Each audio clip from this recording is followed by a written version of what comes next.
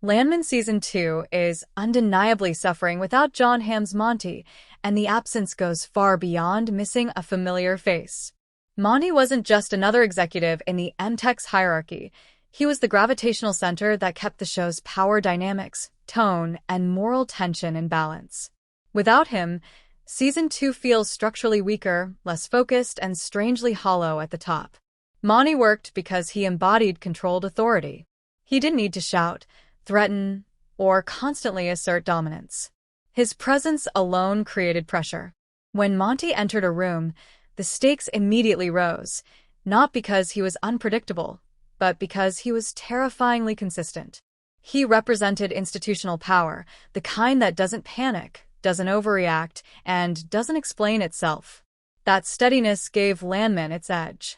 Season 2, by contrast, lacks that stabilizing force. The power vacuum Monty left behind hasn't been filled, it's been fragmented.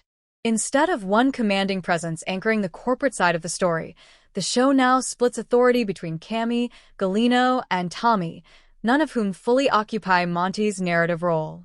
The result is confusion rather than tension. Jon Hamm's Monty also served as a moral measuring stick. He wasn't moral in the traditional sense, but he was clear. His rules were rigid, his expectations brutal, and his worldview unapologetically transactional. That clarity allowed other characters to push against him in meaningful ways. When Tommy defied Monty, it mattered. When Cammy challenged him, it revealed her ambition. Monty's presence sharpened everyone around him. Without Monty, those conflicts lose their bite. Gallino is positioned as a powerful investor, but his authority feels conditional and murky. Is he a savior? A predator? A necessary evil? The show can't seem to decide. Monty never had that problem. You always knew exactly what he represented, even when you disagreed with him. That certainty is missing in Season 2. Monty's absence also exposes how much Landman relied on quiet intimidation rather than chaos. Season 1 didn't need constant crises because Monty himself was the pressure. His expectations loomed over every decision. Season 2 compensates by piling on disasters, financial emergencies, and relationship conflicts, but more noise doesn't equal more tension. In fact, it often dilutes it. Cammy's storyline suffers the most from Monty's absence. In Season 1, her ambition felt dangerous because it existed under Monty's watchful eye. Every move carried risk. Now, her decisions feel less restrained, not because she's more powerful, but because there's no longer a clear authority pushing back. The show wants her to feel bold and daring, but without Monty, that boldness lacks resistance, and resistance is what makes ambition compelling.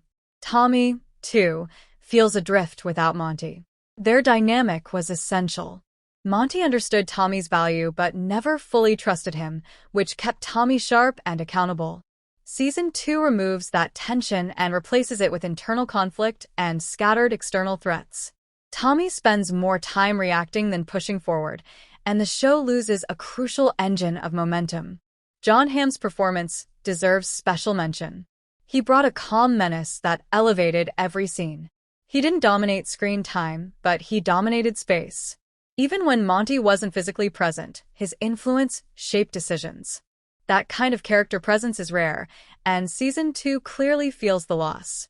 What makes Monty's absence especially damaging is that the show hasn't replaced his narrative function, only his plot position. New characters and storylines fill time, but they don't fill the void he left in tone and structure. Authority feels unstable. Power feels negotiable. Consequences feel delayed. This shift contributes directly to Season 2's identity crisis. Without Monty, Landman no longer has a clear embodiment of the industry's cold, impersonal machinery. Gallino represents money, but not order. Cammy represents ambition, but not dominance. Tommy represents humanity, but not control. Monty represented the system itself, and systems don't need to justify themselves.